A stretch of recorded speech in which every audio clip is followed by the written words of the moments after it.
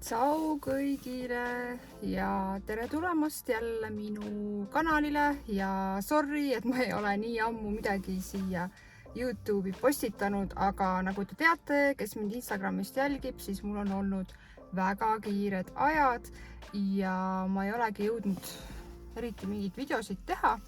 Aga täna ma filmisin oma uue kava ülakehapäeva Spartas, lasin treeneril väiksed klipid filmida ja täna ma äkki teen ka teile väikese kokkuvõtte oma bikiini fitnessi progressist ja tegelikult kuu aega on ainult esimeste võistlusteni, et oh my god, ma olen nagu jah, tegelikult ma olen suht rahulik isegi, et ma ei võta seda nagu nii traagiliselt, aga lihtsalt aeg läheb meeletult kiiresti ja selline tunne nagu nii palju on veel teha, samas on veel aega, aga jah, et räägin teile täna natukene siis oma mõtteid ja jälle jagan emotsioone, et kuidas mul on läinud, kuidas vormiga lood on ja kuidas poseerimisega edeneb, et püsige siis kuuldel.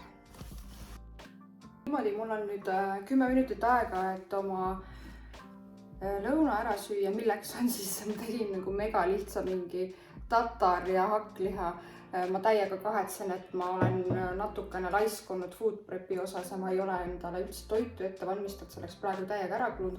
Aga õnneks ma olen vähe nõudlik ja mul oli hakkliha olemas ja tatar tegelikult oli valmis keedetud hommikul, et ma ikkagi natuke mõtlesin selle peale, et mul läheb kiireks.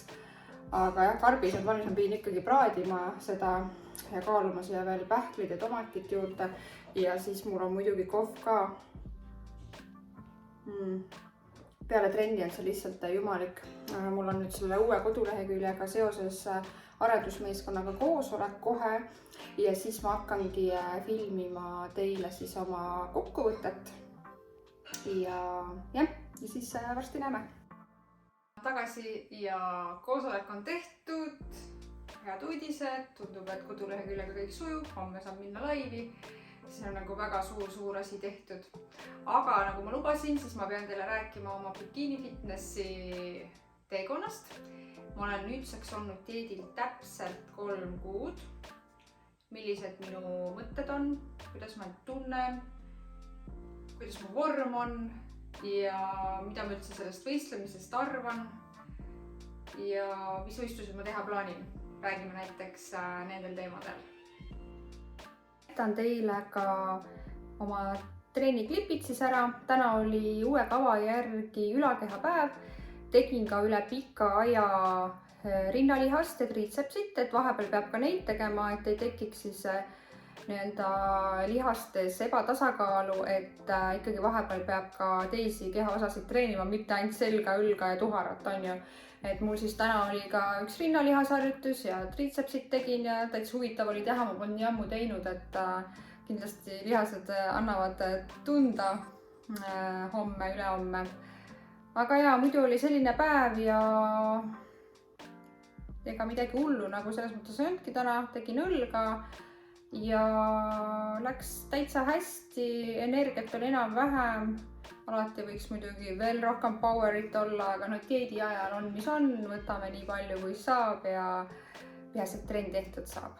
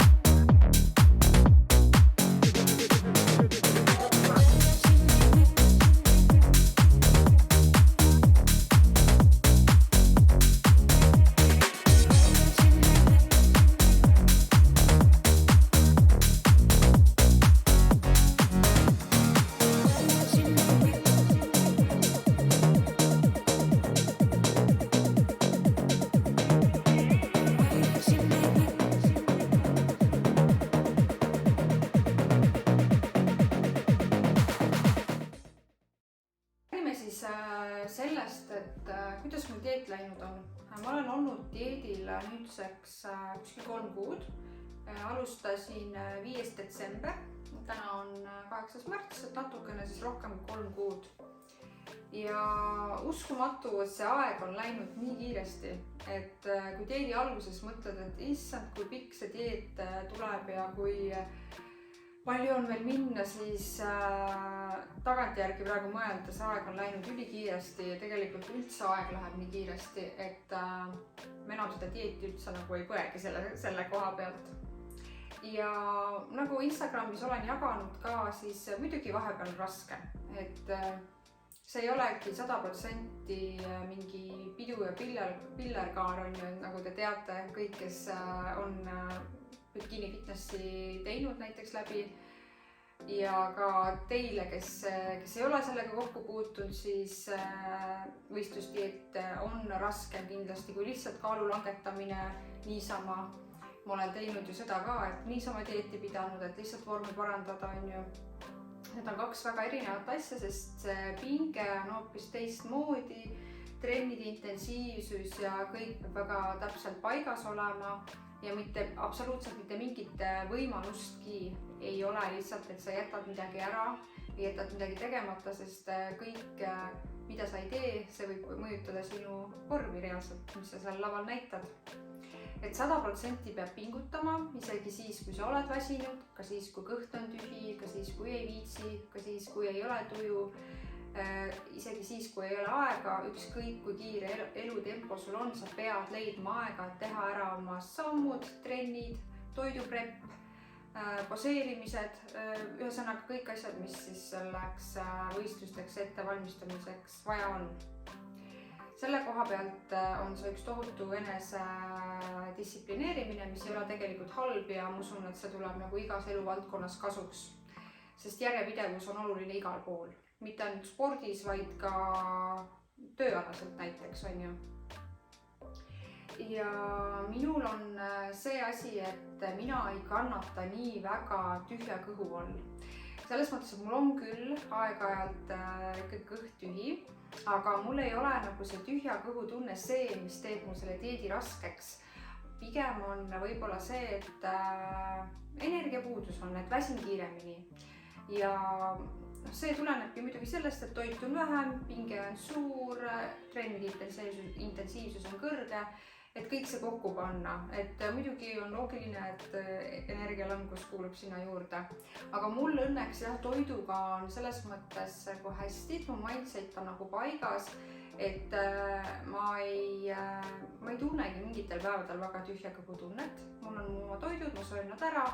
Mingi päev on rohkem tühja kõhu tunne, sellepärast et see olenebki, kuidas see energia kõigub ka päevade lõikes on energia tasakaal. Et mõni päev ma tunnen nagu on väga selline suurem nälg peale, et nagu tahaks süüa mingi paarsada kalorit rohkem. Ja mõni päev on lausa niimoodi, et ma võiks ka vähem süüa ja midagi hullu ei ole. Ja tegelikult minul on ka praegu enam-vähem hästi kaloraasiga, mul on väga-väga minimaalselt kärbitud seda, sest mul on kaal praegu graafiku järgi ilusti langenud ja vorm on paremaks läinud, et ma ei ole veel nii madala kaloraasi peal, nagu ma arvasin, et ma tegelikult olen. Sest ma mäletan väga hästi, miks ma üldse võitlesin vastu sellele bikini fitnessile, sest ma hullult kartsin, et ma pean nagu nii vähe sööma ja ma olen nii näljane kogu aeg ja nüüd ma vaatan, et absoluutselt sellist asja ei ole, et ma saan nagu täiega normaalselt süüa ja mul ei ole üldse seda häirivat näljatunnet. Et see on nagu minu jaoks hästi positiivne. Ja minul ka muidugi see on hästi, et ei ole seda kardiot nii palju, sest ma ei ole kunagi olnud väga kardioinimene, ma ei ole väga palju kardiot teinud ja ma ei ole ka olnud väga tubli sammude tegija, ehk siis ma ei olnud ka enne dieeti väga aktiivne ja tänu sellele ma ei pea ka praegu metsikult palju tegema seda, sest kui ma oleks näiteks enne dieeti teinud mitu korda nädalas kardiot ja hästi selline sammude tegija, et 10 000 sammu päevas, siis ilmselt mul oleks see vajadus teha praegu seda kardiot ja neid samme oluliselt suurem, aga mu keha nagu reageerib hästi sellele koormusele, mis mul praegu on. Selles mõttes mul on hea meel, et ma ei ole olnud nagu hull aktivist. Nagu kuidas öeldakse couch potato on ja et ma olen nagu ehtne see couch potato. olnud varem.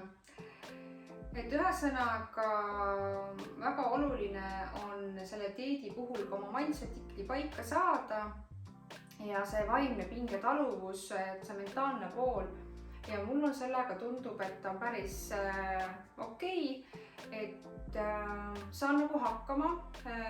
On olnud neid hetki ka, kus ma veits nagu viskab üle, aga need on olnud väga vähe ja ma hästi kiiresti tulen sellest välja. Et mul võib kesta see mental breakdown nii-öelda, kus ma ütlen, et ma ei viitsi, nagu üks päev oli ühes nädalas, see on eelmine nädal või, kus mul reaalselt 5 minutit oli selline tunne, et fuck it, ma saadan kõik sinna somusesse, suvase kuradi dieet ja fitness ja kõike, sest mul oli sel hetkel kuidagi eriti raske. Ja see läks mul nii kiiresti üle ja juba oli nagu chill, kõik on okei. Ja praegu ma tunnen ka, et mul stressitase kuidagi on selline väga heas kohas ja mis võib-olla ongi, mul on võib-olla need tööpinged, mis tekivad seoses sellega uue kodulehekülje asjadega, et tahaks, et kõik need asjad korda saaks. Ja siis olekski nagu fine, et praegu see dieet nagu ei ole kõige hullem, ütleme tänasel päeval, et võib-olla homme mul on juba raskem, aga kui ma tänast võtan ja täna räägin, siis midagi hullu üldse ei ole. Ja ma kartsin tegelikult palju hullemat. Miks ma üldse bikini fitnessi võib-olla ei tahtnud ka teha, kuigi ma olen selle peale aastaid mõelnud, kartsingi kõige rohkem seda dieeti, et see on nii raske, et ma ei saa sellega hakkama, aga praegu ma saan sellega ilusti hakkama. Ja võib-olla esimene dieet ongi alati kergem, olen ka seda kuulnud, et võib-olla kui ma teeksin näiteks järgmine aasta uuesti, siis võib-olla oleks raskem, võib-olla keha ei reageeriks nii hästi. Aga neid asju ei ole mõtet praegu ette mõelda ega üle mõelda, et naudin praegu seda, mida on ja vorm ikkagi läheb paremaks ja see ongi tegelikult see, mis mind motiveerib. Ma näen, et minu pingutused kannavad vilja, et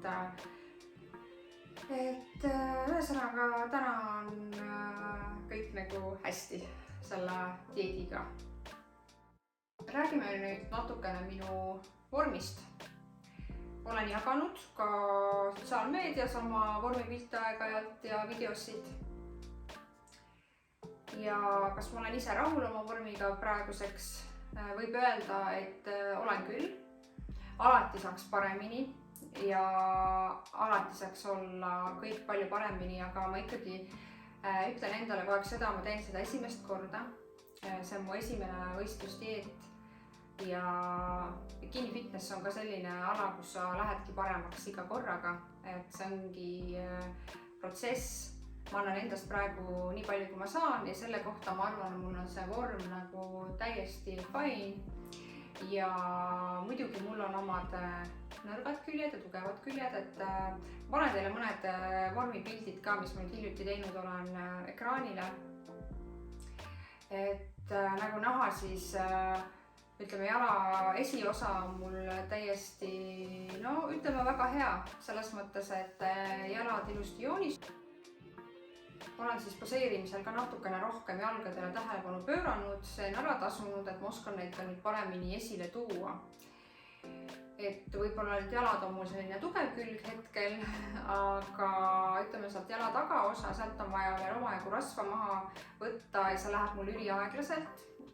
Minul nagu lihtsalt nii on geneetiliselt, see on minu võib-olla hetkel nõrk külg ja muidugi poseerimisel ka see selg tahab mul, vahepeal tuleb väga ilusti mul välja ja vahepeal nagu ei tule üldse, et vahepeal ma saan ilusti pihta sellele selja poseerimisele, vahepeal ei saa üldse, et see on väga raske ja see selja poseerimine ongi paljude jaoks kõige raskem osa. Aga olen saanud paremaks. See võrreldes sellega, mis alguses oli täiesti, ma praegu mõtlen, et issand jumal, ma ei teagi, ma nägin välja nagu mingi täiesti tulnukas. Aga see selleks, et ongi hea näha oma arengut ka. Ja eestpoos nagu ülevalt hõlad, et nendega ma ka mässasin tükk aega ja selle käega, kuidas seda kätt paika saada ja et need hõlad oleks ühtlaselt ja see on jälle niimoodi, et vahepeal tuleb nii ilusti välja ja siis vahepeal ei tule. ja muidugi kogu see kõnd ja lavaline olek, et ma arvan, et see on ka mul natuke paremaks läinud, see graatsilisus natuke õrnalt on midagi juurde tulnud, et käed juba liiguvad natukene paremini, et ei ole päris nagu mingi Robocop on ju. Olen selle koha pealt ka veits arenenud. Aga seda poseerimist, seda võib lõpmatuseni harjutada ja õppida.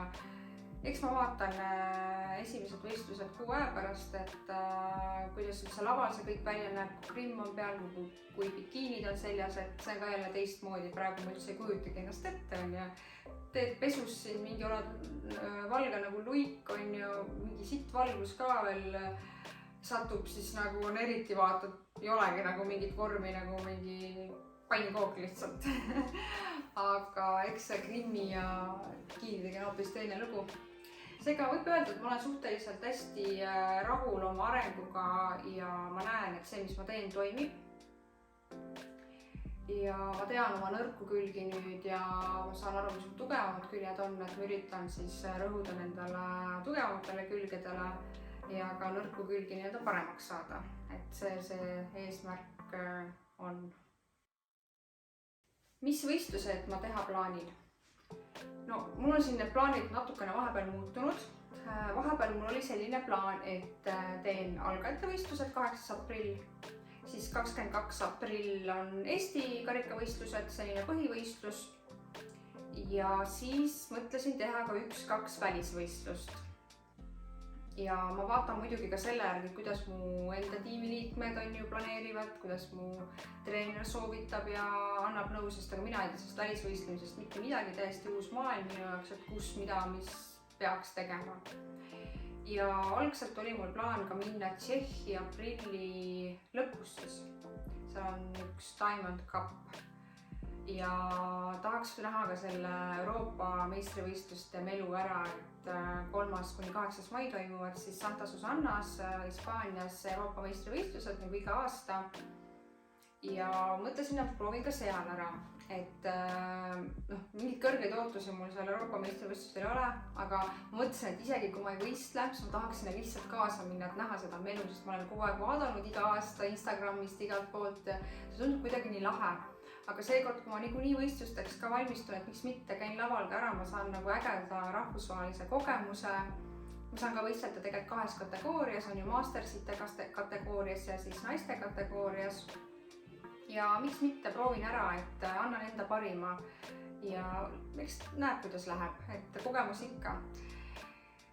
Aga nüüd ma mõtlen, et see Tšehhi ja Europakate aeg on nii väike vahepeal, et ma pigem võib-olla Tšehhi jätan ikkagi ära ja lähen kogu siis energia ja oma parima vormiga siis Europakatele. Muidugi kõik see võib veel muutuda, et ma ise plaanin lihtsalt seda, et mul oleks 8. maiga see dieet läbi, sest selleks ajaks ma olen dietitanud juba kui kaua. Põhimõtteliselt 5 kuud või, et peaaegu pool aastat ja peale Europakaid on ka muidugi veel kuskil, ma ei tea, Albaanias vist oli üks võistlus ja eks need kuskil on veel. Aga ma ei tea, esimesel hooajal ennast nii ribadeks tõmmata võib-olla selle võistlemisega, et võib-olla ei tasu. Ma muidugi ei tea üldse, kas ma veel kunagi võistlen, eks ma seda vaatan. Ma ei ole veel esimestelegi võistlusteni jõudnud, et ma käin võib-olla kõigepealt seal Pärnus algajate võistlusel ära ja vaatan, et võib-olla ma saan seal mingi, ma ei tea, trauma, ma ei tahagi üldse võistelda enam. Et ei oska veel vaata üldse nagu mõelda, et ma ei kujuta üldse ette, milline see võistlusmöll on, mis tunne on laval olla, et sellepärast ma mõtlesingi, et võib-olla selle Tšehhi jätan ikkagi ära, sest kui ma Tšehhist tuleksin, siis ma peaksin minema paari päeva pärast kohe Hispaaniasse ja dieedi ajal see trippimine ja kogu see pinge ja ma ei tea, kuidas see vorm mul on ja kõik need asjad, et pigem siis praegu ongi plaanis teha 2 Eesti võistlust ja siis 1 välismaa võistlus, et välismaa võistlustest siis äkki võtan ikkagi selle Hispaania ja tuleb lihtsalt selline äge kogemus ja ongi kõik, et ma arvan, et sellest ka piisab. Aga no muidugi mind ei tea, ma olen kaalud, ma võin siin 10 korda ümber mõelda veel. Aga praegu on lihtsalt selline plaan, eks paistab. Mis tunne mul siis on 1 kuu enne võistlusi? Ma isegi ei tea, mis tunne mul on. ma nägin täna unes, nüüd vist hakkavad need unenäod tulema.